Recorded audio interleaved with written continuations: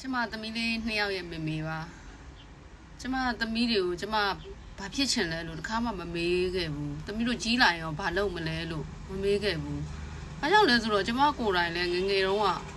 ကျမအမေတွေကမေးတယ်ကျမဘာဖြစ်ချင်လဲဆိုကျမမသိဘူးကျမအရှိမစာတင်နေကျမဆရာမအကြီးဖြစ်ချင်တယ်ပေါ့နော်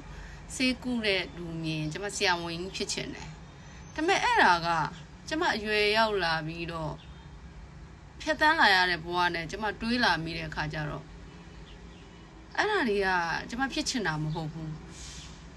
ကျမဖြစ်ချင်တာကကျမလုံနေတဲ့အလုပ်တိုင်းကိုကျမလုံတဲ့အလုပ်တိုင်းကိုကျမအကောင်းဆုံးလုပ်မယ်အဲ့ဒါကျမရဲ့ဘာဖြစ်ချင်လဲဆိုတော့အခုချိန်မှာကျမအမေကမင်းကျမဖြေချင်တဲ့အဖြေတစ်ခုပဲ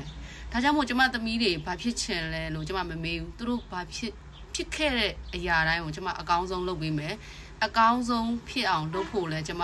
တွန့်တင်ပေးမယ်လမ်းပြပေးမယ်ဒါပါပဲရှင်